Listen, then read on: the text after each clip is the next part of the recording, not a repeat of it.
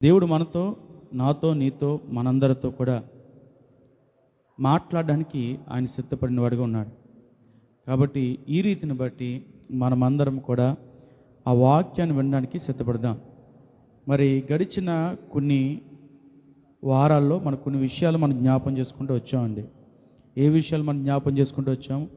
ముందు వారము కంటే అంతకు ముందు వారము 2 వారాల క్రితము ఆత్మలో మనము వెనకడుగు వేయడానికి లేకపోతే జారిపోవడానికి ఉన్నటువంటి విషయాలు మనం జ్ఞాపం చేసుకుంటూ వచ్చాం. మొట్టమొదటిగా ఏ విషయాన్ని మనం జ్ఞాపం చేసుకుంటూ వచ్చాము? ఆత్మలో మనము పడిపోవడానికో తిరగడానికో ఉన్నటువంటి కారణము ఏమిటి అని అంటే, మొట్టమొదటిగా వాక్యము మన హృదయ లోతులో సరిగ్గా విత్తబడకపోవడము. ఈ వాక్యము మన హృదయంలో సారవంతమైన నేలలో విత్తబడి అది మొలకెత్తి అది మొక్కగా మారి ఫలించి దాని ఫలములు మనము పొందుకున్నట్లుగా మన జీవితం ఉండాలి. కానీ మన హృదయము రాతి నేల వలె ఉంటున్న రీతిని బట్టి దేవుని వాక్యము అది ఫలించక నిర్జీవమైపోతూ ఉంది. అందును బట్టి చాలామంది విషయాల్లో ఆత్మలో వెనక్కి చేజారిపోతూ ఉన్నారండి. తర్వాత వారము మన యొక్క అంశము కూడా జ్ఞాపం చేసుకుంటా, ప్రార్థన చెయ్యకపోవడం వలన కూడా ఆత్మలో వెనకడుగు వేస్తున్నాము, ఆత్మలో వెనక్కి జారి పడిపోతున్నాము అనే విషయాన్ని కూడా మనం జ్ఞాపం చేసుకుంటూ వచ్చామండి. ప్రియులారా, ఈ సమయంలో ఇంకొక విషయాన్ని కూడా మనం జ్ఞాపం చేసుకుందాము. లోకా సువార్త 11వ అధ్యాయము 24 నుండి 26 వచనాలకు జ్ఞాపం చేసుకుందాము. ఆ అపవిత్రాత్మ ఒక మనిషిని వదిలిపోయిన తరువాత తిరుగుచుండెను. విశ్రాంతి దొరకనందున నేను విడిచి వచ్చిన ఆ ఇంటికి తిరిగి వెళ్ళుదుననుకుని వచ్చి ఆ ఇల్లు ఊడ్చి అమర్చిండుట చూచి వెళ్ళి తనకంటే చెడ్డదైన 7 ఆత్మలను వెంట పెట్టుకుని వచ్చును. అవి అందులో ప్రవేశించి అక్కడనే కాపముండును. అందుచేత ఆ మనుష్యుని కడపడి స్థితి మొదటి దానికంటే చెడ్డదగునని చెప్పాను. దేవుని స్తోత్రం కలుగునుగాక. మూడవదిగా మరొక కారణం జ్ఞాపం చేసుకుందాము. ఎందుకని మనం ఆత్మీయతలో వెనకబడిపోతున్నాం? అది దేవుని ఆత్మ చేత మన హృదయము నింపబడకపోవడం వలన. మనము దేవుని ఆత్మ చేత నింపబడిన వారిగా ఉండాలి. ఎప్పుడైతే మన జీవితము దేవుని కొరకు అర్పించిన వారిగా ఉంటామో, మన హృదయాన్ని దేవుని కొరకు సిద్ధపరిచిన వారిగా మనం ఉంటామో, అప్పుడు ఖచ్చితంగా దేవుడు ఈ హృదయాల్లో ఉండడానికి ఇష్టపడతాడు. ఎందుకంటే మనము ఆయన ఆలయమై ఉన్నాము. కానీ కొన్ని పరిస్థితుల్లో మనము దేవునికి ఇవ్వాల్సిన చోటును తప్పించి దేవునికి ఇచ్చిన ఆ ప్రదేశాన్ని, ఆ హృదయాన్ని లోకము తట్టు త్రిప్పుతూ లోకానికి ఈ ప్రదేశాన్ని ఇస్తూ ఉన్నాము, మన హృదయం అనే ప్రదేశాన్ని. అపవిత్రాత్మ మన చేరడానికి మనమే అవకాశము ఇస్తున్నాం. ఈ లోకంలో కలిసిపోయిన వారిగా, నశించిపోయిన వారిగా మనం ఉండగా దేవుడు మనల్ని వెదికి రక్షించి కాపాడి తన రక్తము చిందించి తన ప్రాణమునే మనకి క్రయధనముగా ఇచ్చి మనల్ని రక్షించాడండి. అయితే మనం ఏం చేస్తున్నాము అని అంటే, దేవుని యొక్క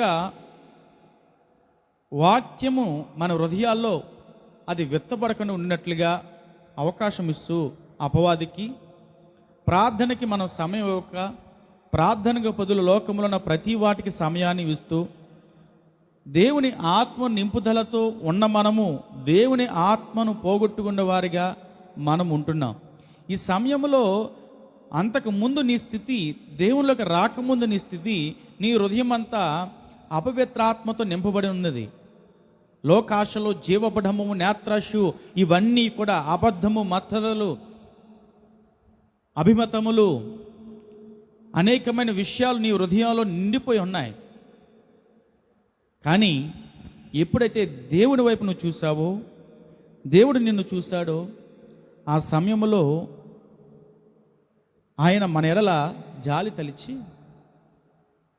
వాటిలో బందీలుగా ఉన్న మనలను విడుదల దయచేసి మనకి నూతనమైన జీవితాన్ని, నూతనమైన హృదయాన్ని ఇచ్చాడండి. ఇచ్చిన తర్వాత మనము కొంతకాలం బాగానే ఉంటున్నాం, కొంతకాలం బాగానే జీవిస్తున్నాం. మరి కొంతకాలము మన జీవితంలో ప్రతిదానికి దేవునికే ప్రాధాన్యత అంటున్నాము. కానీ కొన్ని పర్యాయాలు తర్వాత రానుపోను పరిస్థితి ఎలా అవుతుందంటే మన భక్తి చాలా ఎక్కువైపోయింది అనే ఆలోచనలో మనం ఉంటూ దేవునికి కాకుండా లోకానికి చోడిస్తూ అపవిత్రాత్మను మరలా కొని తెచ్చుకుంటున్నాం. ప్రియులారా, ఈ వాక్యము మనం చదువుకున్న వాక్యంలో ఒకడు అపవిత్రాత్మతో నింపివేయబడిన తరువాత తన ఆత్మ ఈ విధంగా శోధించబడుతున్న తర్వాత, దేవుని చేత రక్షించబడిన తరువాత అతడు మరలా నూతన ఆత్మను పొందుకున్నాడు. ఎప్పుడైతే ఈ ఆత్మ బయటికి వెళ్ళిపోయిందో అప్పుడు ఈ యొక్క దురాత్మ, అపవిత్రాత్మ లోకములో సంచరిస్తూ అట, నేను బయటికి వచ్చేసాను కదా, వదిలి వచ్చేసాను కదా, ఇంతకీ అక్కడ ఎలాగుందో ఒకసారి చూసొద్దామని మరలా తిరిగి వస్తుందట. అప్పుడు ఇది ఒకటి కనుక్కుంటుందట, ఏమనంటే ఈ హృదయము శుద్ధి చేయబడింది, ఊడ్చినది, పరిశుద్ధంగా ఉన్నది, పరిశుభ్రంగా ఉన్నది, ఇది దేవుడు ఉన్న ప్రదేశము. ఇప్పుడు దేవునికి కాకుండా లోకానికి ఈ ప్రదేశం ఇస్తున్నారు కాబట్టి ఇప్పుడు నేనొక్కడనే కాదు, ఇంకను అధికమైన వారిని కూడా తీసుకువచ్చి ఇందులో మన నివాసం ఉండడానికి యోగ్యమైనదిగా ఉంది అని చెప్పి అవన్నీ కలిసి వచ్చాట. ఆ హృదయంలో అవి నిండిపోయి ఉన్నాయట. పరిస్థితి ఏమైపోద్ది అప్పుడు? మొదటి స్థితి కంటే కడపటి స్థితి మరీ ఘోరమైనది అని దేవుని వాక్యము తెలియపరుస్తుందండి. దేవుని బిడ్డలుగా మనం ఉన్నప్పుడు రక్షించబడక ఉన్న స్థితి కంటే రక్షించబడిన తరువాత లోకములో కలిసిపోతూ మన ఆత్మను నశింప చేస్తూ ఉన్న ఆ స్థితి మహాఘోరమైనదండి. అందుకనే మొట్టమొదటిగా ఇశ్రాయేలు ప్రజలకు దేవుడు రాజుగా సౌలుని ఏర్పాటు చేశారు. ఇశ్రాయేలు ప్రజలు కోరుతున్నారు, లోక మర్యాద చొప్పున మాకును రాజు ఉండాలి. ఎవరు ఎప్పుడు ఏ యుద్ధం వస్తుందో ఏమిటో తెలీదు. పక్క రాజ్యం చూడండి అయ్యా ఎంత చక్కగా ఉందో, ఆ రాజ్యంలో ఉన్న పరిస్థితులు చూడండి అయ్యా ఎంత చక్కగా ఉన్నాయో. ఏదైనా యుద్ధం వస్తుంటే ఆ రాజు వచ్చి చూసుకుంటున్నాడు, ప్రజలు సౌఖ్యంగా సుఖంగా ఉంటున్నారు. అదే మా పరిస్థితి చూస్తుంటే మాకు రాజు లేని వాడిగా మేము ఉన్నాం. ఏదైనా యుద్ధం వస్తుంటే ఏదో ఒక న్యాయాధిపతి నిలబెడుతున్నాం, ఆ కాలం అయిపోయిన తర్వాత మరలా మావులే అవుతుంది. మా పరిస్థితి ఏమైపోతుందో. ఇవన్నీ మాకొద్దే. ఇంకా అనేక మంది న్యాయాధిపతులు నిలబెట్టో అయిపోయింది, బాగానే ఉంది. ఇప్పుడు సమూయేలు కూడా ఉన్నాడు, మంచివాడే, కానీ సమూయేలు వంటి వాడు కాదు, వారు కుమారులు. కాబట్టి సమూయేలు వృద్ధుడైపోయాడు, ముసలివాడైపోయాడు. ఇప్పుడు మాకు ఒక రాజు కావాలి అని వారంతటా వారే వారి నిర్ణయాలై తీసేసుకున్నారు. ఎవరు? ఇశ్రాయేలు ప్రజలు తీసుకుని సమూయేలు వద్దకు వచ్చి, ఒకవేళ వారి హృదయంలో ఆ సమస్య, ఆ యొక్క అనుమానమును, ఆ భయమును ఉంటే వారు ఏం చేయాలి? అసలు ఆయన దగ్గరికి వచ్చి, అయ్యా నీవు చూస్తే ఎలాగనున్నావు, నీ కుమారులు చూస్తే ఎలాగనున్నారు, మరి ఏమిటి పరిస్థితి? దేవుని దగ్గర అడిగి మాకు ధైర్యం తెచ్చు విధముగా దేవుడు మాకు తెలియపరిచినది నీ ద్వారా మాకు తెలియపరచొచ్చుగా, నీవు చెప్పొచ్చుగా అని వెళ్ళి అడుగుండినా బాగుండేదేమో. కానీ వారు అన్నారు, వారి నిర్ణయాన్నే ప్రాముఖ్యంగా తీసుకున్నారు, దేవుని నిర్ణయాన్ని పక్కన పెట్టేశారు. అంటున్నారు, అయ్యా ఇంక మేము తెగేసి చెబుతున్నాం, దేవుడు ఏమి చేయలేడు, మనుషుల వలనే సమస్తము సాధ్యమవుతుంది. పక్క రాజ్యాల వారు విజయం పొందుతున్నారంటే ఎవరి వల్ల అంటే నిలవబడిన రాజు వలన మాత్రమే. కాబట్టి ఇప్పుడు మాకు చేయవలసింది ఏమిటంటే మా కొరకు రాజుని ఏర్పాటు చేయన్నారు. అంతవరకు వారు హృదయంలో ఎవరి వైపు చూస్తారంటే దేవుని వైపు చూస్తారు. ఎవరి వరకు ఇవన్నీ కూడా ఎవరి కొరకును వారి హృదయాన్ని కాచిపెట్టుకున్నారంటే, ఆశపడి ఉన్నారంటే దేవుని కొరకు ఆశపడి ఉన్నారు. ఆ తర్వాత నుండి ఎవరి కొరకు ఆశపడి ఉన్నారంటే లోక మర్యాద చొప్పున. ఎవరు చొప్పున? దేవుని మర్యాద చొప్పున కాదు, లోక మర్యాద చొప్పున జరుగునట్లుగా, లోకములో సదా సామూలుగా ఎలాగ జరుగుతుందో అలాగును మా జీవితాల్లో జరగాలి, అదే మేము కోరుకుంటున్నాం అని వారు అడుగుతున్నారండి. ప్రియులారా, లోకము చాలా విచిత్రమైనది, చాలా పాపముతో నిండినది, జీవపు డంబముతో నిండినది, అది మోసకరమైనది. మంచిది నీకు చెడుగాను, చెడుది నీకు మంచిగాను చూపిస్తుందండి. అయితే ఇటువంటి మోసమైన దానిని వీరు ధ్యానించారు, దాని మీద ధ్యాస పెట్టారు, దాని మీద వారి యొక్క ఆలోచనని నిలిపారండి. వీరు దేవుని అడగట్లే, ఎవరిని అడుగుతున్నారయ్యా అనంటే లోకములో ఉన్న మనుషుల మీద ఆధారపడాలని వారిని మాకు రాజుగా ఏర్పాటు చేయమని అడుగుతున్నారండి. కొన్ని పర్యాయాలు, కొన్ని పరిస్థితుల్లో కూడా మనం కూడా అలాగునే అడుగుతున్నాం. ఈ హృదయంలో దేవుని చోటు కాకుండా మనుషుల మీద ఆధారపడుతున్నాం, మనుషుల మీద ఆశ పెట్టుకుంటున్నాం, రాజుల్ని ఆశ్రయిస్తున్నాం. అటువంటి సమయంలోనే మనం పడిపోతున్నాం ఆత్మీయతలో. దేవుడు అలాగనే సౌలుని ఏర్పాటు చేసిన తర్వాత సౌలు కూడా దేవుని చేత ఏర్పాటు చేయబడిన వాడే. సౌలు దేవుని చేత అభిషేకం పొందినవాడే. ఈ సమయంలో, ఈ తరుణంలో అతడు కూడా ఎవరి తట్టు చూశాడనంటే లోకము తట్టు చూశాడు. మరలా తెలియపరిచాడు, నువ్వు పలానా చోటకి వెళ్ళి ఉండు, నా యొక్క సేవకుడు, నా యాజకుడు, నా ప్రవక్త, నేను అభిషేకించేవాడు సమూయేలు వస్తాడు, అతడు అర్పించిన తర్వాతనే నీవు చేయవలసింది ఏంటో నువ్వు చేయాలన్నాడు. కానీ ఇతడు దేవునికి హృదయం ఇవ్వక ఎవరికి హృదయాన్ని ఇచ్చాడు? ఆ సమయంలో దేవుని ఆత్మచేత నింపబడిన వాడు ఎవరి మాటల చొప్పున నడిపించబడ్డాడు? చుట్టూ ఉన్న వారి అభ్యంతరాలను బట్టి నడిపించబడ్డాడండి. వెంటనే అక్కడ ఉన్న వారందరూ కూడా చూస్తున్నారు, అయ్యా సమూయేలు ఎప్పుడు వస్తాడో తెలియదు, మేము ఇక్కడ మాకు చాలా పనులు ఉన్నాయి, మేము వెళ్ళిపోవాలి, మేము ఇక్కడ కూర్చుండే మాకు కుదరదు కదా, నీకైతే పర్వాలేదయ్యా, దేవుడు నేను రాజుగా చేస్తాడు కదా, నీకు ఇబ్బంది లేదు, మా బ్రతుకులు అలాంటివి కాదు కదా, నువ్వు చేసే అన్నాడటే. ఈ మాటలు బట్టి అక్కడ ఉన్న వారందరూ కూడా అనుకుంటున్నారు, ఈ మాటలు బట్టి వారందరూ కూడా చాలా విధాలుగా ఒకరి వారు గుసగుసలాడుకుంటా వచ్చారండి. ఇవన్నీ ఎవరు చెవిన పడ్డాయంటే సౌలు చెవిన పడ్డాయి.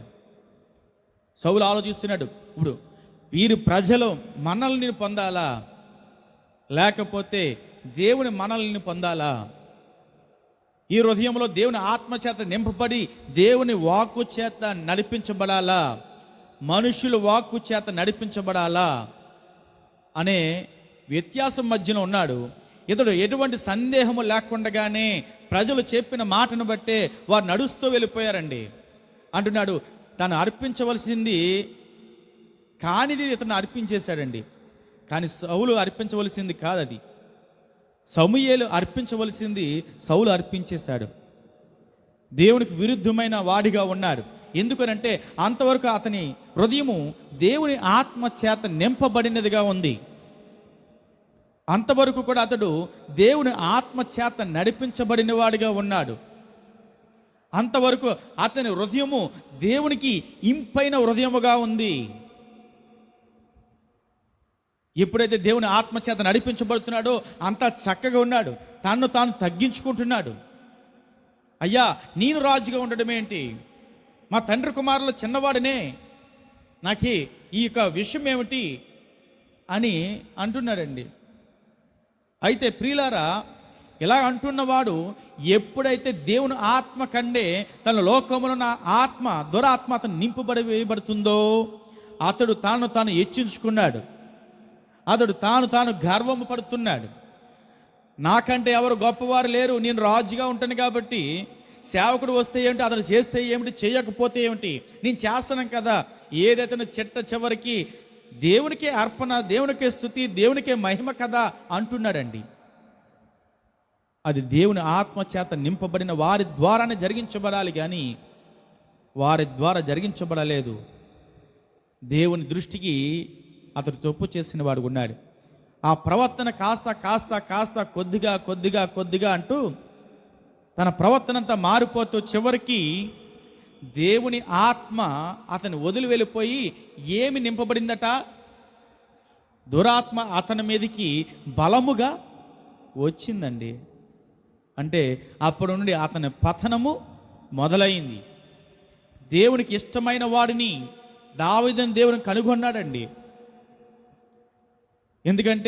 ఎందుకు కనుగొన్నాడనంటే, సౌలు గనక దేవుని ఆత్మ చేతనే ఇంకను నింపబడి ఉంటే దావీదు పని అవసరం ఉండేది కాదు.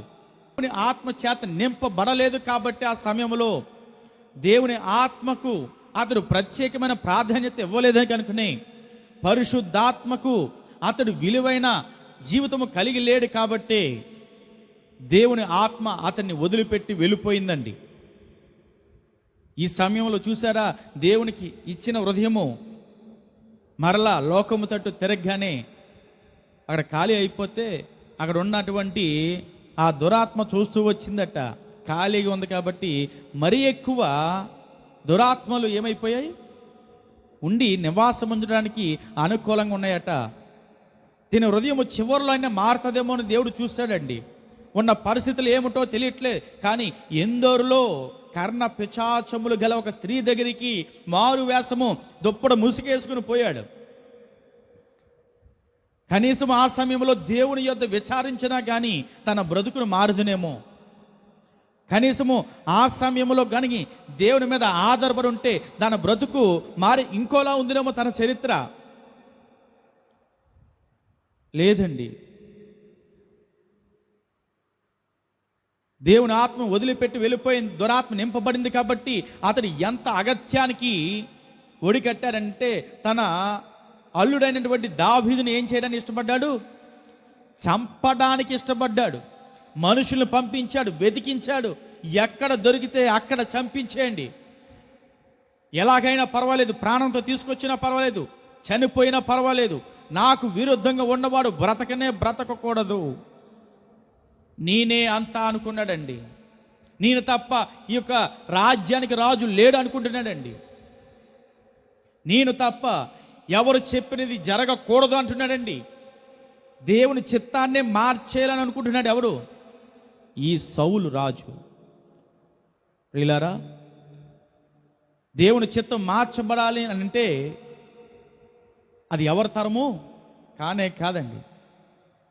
మనం అవునన్నా కాదన్నా, ఎన్ని అడ్డంకులు వచ్చినా దేవుడు ఇంకా గొప్పగా జరిగిస్తాడండి. అదే కనుక నీవు దేవుని చిత్తానికి కట్టుబడకపోతే నువ్వు ఎంత ప్రయత్నములు చేసినా అక్కడికి రావవి. ఆ ప్రయత్నములన్నీ బూడిదలో పోసిన పన్నీరులా ఉంటాయి. అదే దేవుని మీద ఆధారపడి నీ హృదయాన్ని దేవునికి అప్పగించి, ప్రభువా నా జీవితంలో ఏమి చేసినా నీవే, నీ కొరకు నేను జీవిస్తానంటే నీ బాట పూల బాటగా మార్చేవాడు ఆయనే. దేవుని స్తోత్రం కలుగును గాక. కానీ మనము దేవుని ఆత్మ చేత నింపబడడానికి ఇష్టపడక కొన్ని పర్యాయాలు మనుషులు చెప్పే మాటలను బట్టి, ఆ మాటలను బట్టి మన హృదయాలు మార్చుకుంటూ లోకం వైపు త్రిప్పుతూ మనం అంటున్నాము, ఇదిగో ప్రభువా నా హృదయ వాంఛను తీర్చు అంటున్నాము. ఎలా తీరుస్తాడు? నీ హృదయంలో ఉన్న దేవుడు అయితే నీ హృదయ వాంఛను తీర్చేవాడు ఆయనే.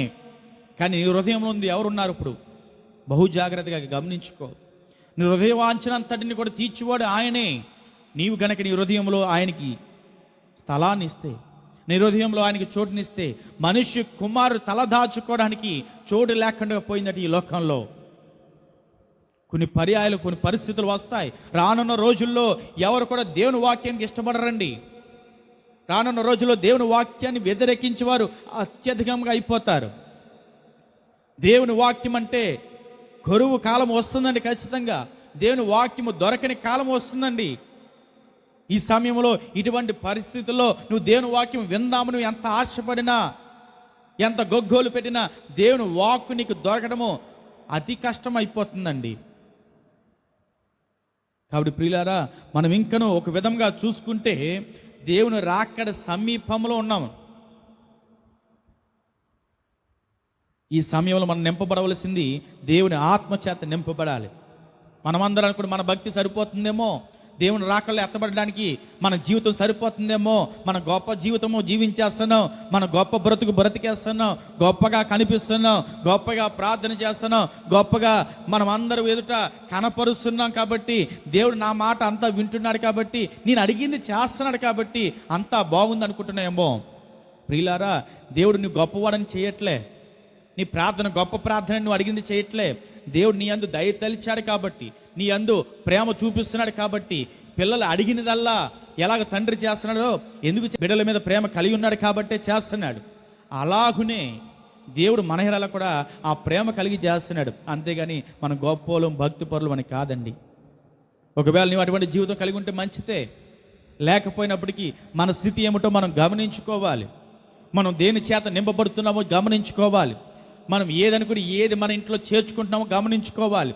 ఈ రోజున ఏ వాక్ని అనుసరిస్తున్నావో గమనించుకోవాలి. నీ బిడ్డలను ఎలాగ నువ్వు పెంచుతున్నావో గమనించుకోవాలి. నీ కుటుంబంలో నువ్వు ఎలాగ నడుస్తున్నావో గమనించుకోవాలి. నువ్వు ఏ ఆత్మచేత నింపబడుతున్నావు? దేవుని ఆత్మచేత నింపబడుతున్నావా? దురాత్మ చేత నింపబడుతున్నావా? దేవుని ఆత్మ ఉన్న చేట సంతోషమును, సమాధానమును, శాంతిని ఆయన సిద్ధింపజేస్తాడు, వాటిని స్థిరపరుస్తాడు. దేవుని ఆత్మ లేని చోట ఆ సంతోషము, శాంతి, సమాధానము దుఃఖముతో నిండిపోతుందండి,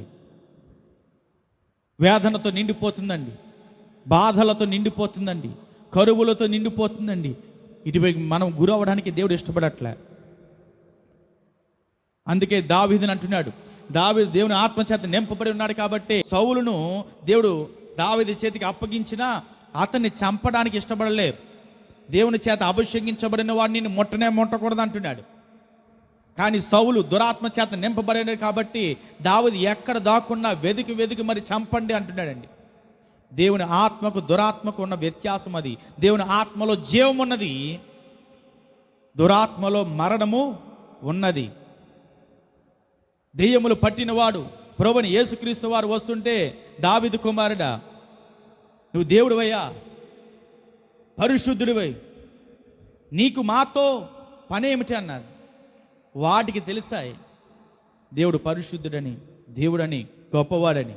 కానీ ఈ లోకంలో ఉన్న మనుషులకి తెలియట్లే. ఇంకా ఆయన ఎవరో తెలియకుండా ఉన్నారు.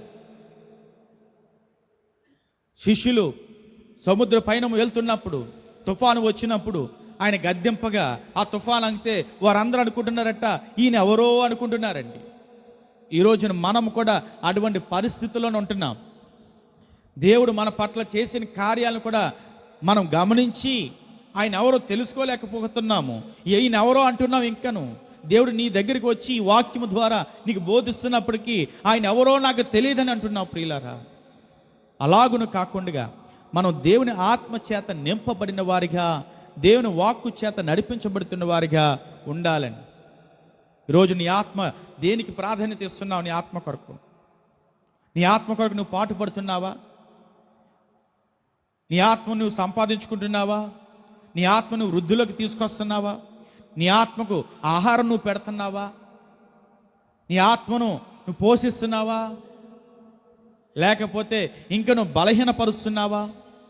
నశించిపోయే స్థితిలో నీవు ఉన్నావా? లోకంలో కలిగిన శ్రమను బట్టి మనం అంటున్నాం, దేవుడు నన్ను వదిలిపెట్టేశాడే.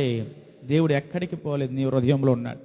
నువ్వు గమనించుకోగలిగితే ఈ శ్రమలో సైతము, నిందలో సైతమును నీకు ఘనతను, మహిమను, నిన్ను గొప్పగా చేసి గొప్ప జనముగా చేస్తానంటున్నాడు దేవుడు. అబ్రహాము ఇచ్చిన వాగ్దానమును దేవుడు నిరర్థకము చేయక నీ జీవితంలో స్థిరపరుస్తానంటున్నాడు దేవుడు. దేవుని స్తోత్రం కలుగును గాక. ఇటువంటి జీవితం ఉంటేనే ఆయన రాకల్లో ఎత్తబడతాం. దేవుని ఆత్మ లేకుండగా, క్రీస్తు ఆత్మ లేనివాడు నావాడు కాదండి. ఈరోజు నీ ఆత్మ ఉంది నీలో. క్రీస్తు ఆత్మ లేకుండగా నేను క్రీస్తు ఆత్మ కలిగిన వాడుగా నేను అనుకునే భ్రమలో నీవు ఉన్నావా? భ్రమలో బ్రతికితే జాగ్రత్త. భ్రమలో ఉంటే బహు జాగ్రత్తగా ఉండు. ఆ భ్రమలో అందరూ నిన్ను మోసగించొచ్చేమో, ఆ భ్రమలో నిన్ను అపవాది నిన్ను మరింతగా మోసపరచొచ్చేమో. ప్రియులారా, కొన్ని పర్యాయాలు మనం భ్రమలోనే బ్రతికేస్తూ ఉంటాం. ఈ భ్రమలోనే మన జీవితాన్ని గొప్పగా చూసుకుంటూ ఉంటాం. ఒకవేళ వాస్తవము ఎవరైనా తెలియపరిస్తే మనం ఒప్పుకోవండి దాన్ని. ఒకవేళ దేవుడే ఈ వాక్యము ద్వారా నీకు బోధిస్తే మన హృదయం ఒప్పుకోదండి. నేను అలాగను లేను, ఇలాగను లేను, ఈ వాక్యం ఏంటి అలాగున్నారు, నా గురించి ఏంటి, వీరి గురించి ఏంటి, వారి గురించి ఏంటి అని హృదయంలోకి వస్తుంది. దేవుని ఆత్మ నిన్ను ఒప్పింపజేస్తుందండి. నీ పాపములు ఒప్పింపజేస్తుంది. అది పశ్చాత్తాపడే విధంగా చేస్తుంది దేవుని ఆత్మ. నీళ్ళు పాపము అంటే దాన్ని అసహ్యించుకునే హృదయాన్ని కలిగిస్తుంది దేవుని ఆత్మ. పాపానికి దూరముగా పారిపోయేటట్టుగా చేస్తుంది దేవుని ఆత్మ. దురాత్మ ఏం చేస్తుంది అంటే పాపాన్ని మరింత చేరువగా చేసుకునే విధంగా చేస్తుంది. నోవాహు సమయంలో, నోవాహు కాలములో నోవాహు దేవుని ఆత్మ చేత నింపబడిన వాడి కనుక దేవుడే ఈ విషయాలన్నీ వాడిని ఎలాగ చేయించాలో, ఎటువంటి ప్రళయం వస్తుందో, ఏం జరుగుతుందో ఇదంతా కూడా నోవాహుకు తెలియపరిచాడు. సువార్తను ప్రకటించు అన్నాడు, అందరు తెలియపరచు, అందరిని రక్షించు అన్నాడండి. మిగిలిన వారందరూ కూడా దేవుని ఆత్మ లేని వారై ఉన్నారు కనుక ఇదేమిటి వీడు చేస్తుంది, పిచ్చి పనులు చేస్తున్నాడు, ఆశంత అమ్ముతున్నాడు, ఏదో చితిసారపు మాను కొంటున్నాడు, ఎందుకు పనికిరాని దాన్ని కొంటున్నాడు రా వీడు. ఏదైనా విలువైన కర్ర కొని ఇంట్లోకి ఏదైనా చేయించుకోవచ్చు కదా, అదంతా ఉన్నదంతా అమ్మి ఓడ కడుతున్నాడు ఏంట్రా. వర్షం వస్తుంది అంటున్నాడు. ఎప్పుడైనా మన జీవితంలో వర్షం చూసామా? ఇప్పుడు దాకా వర్షం అంటే ఏంటో తెలీదు, పైనుంచి నీరు పడుతుంది అంటున్నాడండి. ఇది ఎక్కడ పడుతుంది వారికి తెలీదు. ఎందుకంటే అంతకు ముందు వరకు దేవుడు వర్షాన్ని కురిపించలేదు. పంటలన్నీ కూడా భూమి నుండి ఆవిరి పైకి లేచిన తర్వాత ఆ ఆవిరి ద్వారా ఆ పంట అంత సాధ్యపరచబడేది. అందును బట్టి వారు అనుకుంటున్నారు దేవుని ఆత్మ లేని వారుగా ఉన్నారు కనుక దేవుడు తెలిపే సంగతులు వారికి అర్థం కాలేదు. జరగబోయేదాన్ని చెబుతుంటే వారికి ఏమీ తెలియట్లేదు. ఇదేమిటండి, ఇది ఎక్కడ జరుగుతుందండి అని అనుకుంటున్నారండి వారు. కానీ నోవాహు దేవుని ఆత్మ చేత నింపబడ్డాడు కాబట్టి దేవుడు జరగబోయేదాన్ని ఎవరికి చెప్పాడు? నోవాహుకు చెప్పాడు. చెప్పిన దానిని బట్టి నోవాహు ఏం చేశాడు? తన కుటుంబాన్ని రక్షించడం కొరకును రక్షణ అనే ఓడని కట్టాడు. ఎవరైతే విశ్వసించి నిజమైన దేవుడిని నమ్మి ఆ రక్షణ ఓడలోకి ప్రవేశించారో వారు ఈలోక నాశనం నుండి రక్షించబడి జీవాన్ని దేవుడు ఇచ్చాడండి. ప్రియులారా, మనం దేవుని ఆత్మ చేత నింపబడితే మనలో ఉండేది జీవమే. ఈ లోక నాశనం నుండి ఖచ్చితంగా తప్పించబడతాము. ప్రస్తుత కాలం నీకున్న శ్రమ, కష్టము, ఇబ్బంది, బాధ ఏదైనా ప్రస్తుత కాలం నీకు ఇబ్బందిగా ఉంటుందేమో, నీకు వేదనగా ఉంటుందేమో, కానీ అది దేవుడు గొప్ప శిక్షణగా నీకు ఇస్తున్నాడు. రానున్న కాలంలో దేవుడిని గొప్ప అనుభవాన్ని ఇచ్చి గొప్పగా నిన్ను వాడుకుంటాడండి. నిన్ను బలపరచడం కొరకే తప్ప నిన్ను బలహీనపరచడం కొరకు కాదు. దేవుడు ఈ జీవితంలో ఈ శ్రమ అనుభవాన్ని నీకు అనుమతి ఇచ్చింది. యోబు జీవితంలో ఉన్న శ్రమ అనుభవము ఎందుకు అనుమతించాడంటే తన జీవితాన్ని రెట్టింపు ఘనతగా చేయడానికే. అతడు దేవుని ఆత్మ చేత నింపబడ్డాడు కాబట్టి ఏది జరిగినా దేవునికే మహిమ అంటున్నాడు. ఏది జరిగినా దేవునికే అంటున్నాడండి. ఏది జరిగిన నా జీవితంలో ఏమైపోయిన కానీ దేవుని దూషించలేని అంటున్నాడండి. భార్య అంటుంది దురాత్మ చేత నింపబడిన దానిగా ఉండి అంటుంది, నీ యొక్క దేవుని నువ్వు దూషించి చనిపోరాదే, ఇంకెందుకు ఈ బ్రతుకు, ఉన్నదంతా పోయింది, దాచుకున్నదంతా పోయింది, నీ పనివారు పోయారు, మందలన్నీ పోయాయి, పాడి పంటలన్నీ పోయాయి, ఆఖరి నీ బిడ్డలు కూడా పోయారు కదయ్యా, నీ యొక్క శరీరము చీకిపోయింది, నీ ఆరోగ్యము నశించింది, నువ్వు ఇంకా ఎంతకాలం బ్రతుకుతావో నీకు తెలదు. కాబట్టి ఈ బ్రతకటం కంటే దేవుని దూషించి చచ్చిపో. దురాత్మలో జీవం ఉండదు, నాశనము, మరణము ఉంటుందండి. కానీ దేవుని ఆత్మ కలిగిన వాడిగా యోబు ఉన్నాడు. దేవుడు అన్యాయస్తుడు కానే కాదు. ఒకవేళ ఏది జరిగినా ఆయన ఉన్నది లేనట్టుగా, లేనిది ఉన్నట్టుగా చేయగల సమర్థుడు కదా. మన బ్రతుకును మార్చగల దేవుడు ఆయనే కదా. ఈ సృష్టిని సృజించింది ఆయనే, శాసించేది కూడా ఆయనే కదా. మరి ఇంకెందుకు మన కంగారు పడ్డము? కాబట్టి దయచేసి నువ్వేం కంగారు పడకు. దేవుడు సమస్తాన్ని మారుస్తాడు అంటే అనేక విధాలుగా నచ్చజెప్పి ఉండొచ్చండి. అది కాదు, మనం ఎలాగో ఈ పరిస్థితుల్లో కూడా మనం దేవుని అత్యధికముగా సేవించాలి, ఘనపరచాలి. ఇచ్చినవాడు ఆయనే కదా, ఆయనే తీసుకున్నాడు. ఇప్పుడు దాకా ఆయన సర్వసుఖాలు మనకిస్తుంటే మనం అనుభవించడం మనమే. ఇప్పుడు ఇది అనుభవించడానికి తగమా? మనకి పెట్టినవాడు ఇప్పుడే ఒక దెబ్బ వేస్తే మనకు కుదరదా? అదైనా మన మేలు కొరకే కదా. మన తల్లిదండ్రులు మనల్ని ఎప్పుడు కూడా కోపంతో ద్వేషంతో హింసించరు కదా, శిక్షించరు కదా, మన మేలు కొరకే కదా. అలాగని అనుకో అంటుంటే ఇలాగ ఎన్ని రకాలుగా యోబు తన భార్యను ఓదార్చడానికో లేదా ధైర్యపరచడానికో దేని వైపు నడిపించడానికో ప్రయత్నం చేసినా వినలేదు, ఒప్పుకోలేదు, కుదరలేదు. ఎందుకు? ఆమె ఏ ఆత్మ చేత నింపబడింది? దురాత్మ చేత నింపబడిందండి. ప్రియులారా, దురాత్మలో నింపబడితే గనక మనం నాశనం వైపే నడిపించబడతాము. దురాత్మతో నింపబడితే మనము మరణము వైపు నడిపించబడతాము. అందుకే దేవుని ఆత్మతో నింపబడిన వారు ఎన్ని కష్టాలు వచ్చినా, శ్రమలు వచ్చినా వారి నోటెమట మనం చచ్చిపోదామనే మాట రాదండి. అదే దురాత్మతో నింపబడిన వారు మాట్లాడితే ఈ బ్రతకడం కంటే నేను చస్తే మేలు అంటున్నారండి. అందుకే లోకంలో వారందరూ కూడా బలహీనులుగా అయిపోయి చిన్న శ్రమ రాగానే, కష్టం రాగానే, ఇష్టమైన వారు వదిలిపెట్టి వెళ్ళగానే వారు చేసేది ఏమిటి?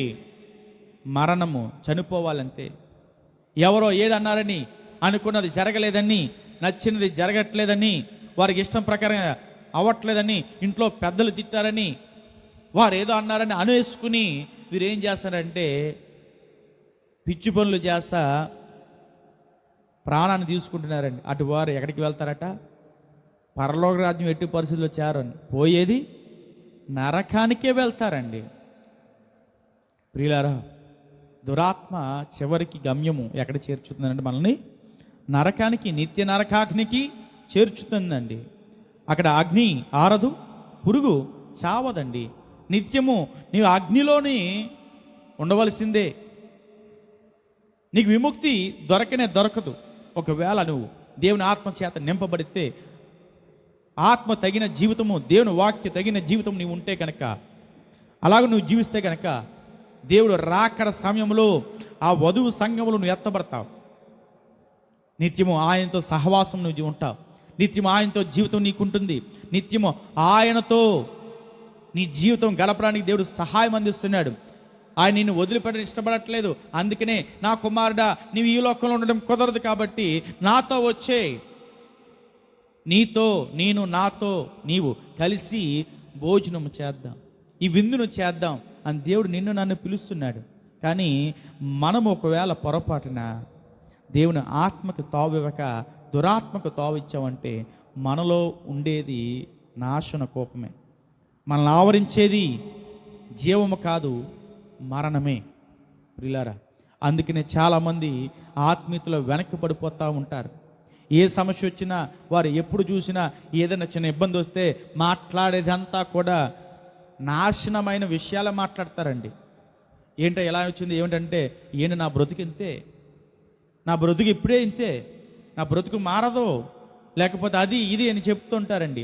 దేవుని ఆత్మచేత నింపబడిన వారు అంటారు, ఎవరైనా అయ్యో నీ జీవితం ఎలాగైందంటే, ఏమైందండి, బాగానే ఉంది కదా, దేవుడు కొద్ది సమయంలో నన్ను పరీక్షిస్తున్నాడేమో, కొన్ని సమయంలో నన్ను బలపరచడం కొరకనేమో, ఒకవేళ నన్ను సరిచేయడానికి కోసమేమో, పర్వాలేదు, దేవుడు నన్ను ఇలాగనైతే వదిలిపెట్టడు, ఈరోజు ఉన్నట్టు నేను రేపు ఉండను, దేవుడు నన్ను బలపరుస్తాడు అని చెప్పి వారు ఇతరులు ధైర్యం చెప్పేవారుగా ఉంటారండి. కానీ దురాత్మత నింపబడిన వారు ఇతరులను చూసి వారి జీవితంలో కుళ్ళి ఏడుస్తూ ఉంటారండి. వారవలేరు వారు. ఇతరులు బాగుంటే వారవలేరు, ఇతరులు అభివృద్ధిలో పడుతుంటే వారవలేరు. యారా ఏంట్రా పరిస్థితి అంటే, నీకు బాగానే ఉన్నావు కదా, నా బ్రతికి ఇలా తగిలాడింది, నా బ్రతికి ఎలాగయ్యింది, నీ బ్రతికే చక్కగా ఉంది కదరా అంటాడు. ఎవరైనా అలా పాడైపోమని చెప్పారా? లేదు. నువ్వు దేవుని ఆత్మచేత నింపబడితే పాడైన స్థితిలో, శిథిల అవస్థలో ఉన్న నిన్ను తిరిగి కట్టడానికి సమర్థుడు ఆయన. కాబట్టి మనం ఏ ఆత్మచేత నింపబడాలి? దేవుని ఆత్మచేత నింపబడాలి. దేవుని ఆత్మ లేకపోతే, క్రీస్తు ఆత్మ లేనివారు ఆయన వారము కానే కాదు. మనం క్రీస్తు ఆత్మను పొందుకుని క్రీస్తు ఆత్మను కలిగిన వారికి ఉండి ఆయన వారముగా మనమందరము ఉండాలి. దేవుని స్తోత్రం కలుగునుగాక. ఈ మాటలు దేవుడు స్థిరపరిచి బలపరిచి మనల్ని ఆత్మీయంగా మరింతగా బలవంతులుగా చేయునుగాక.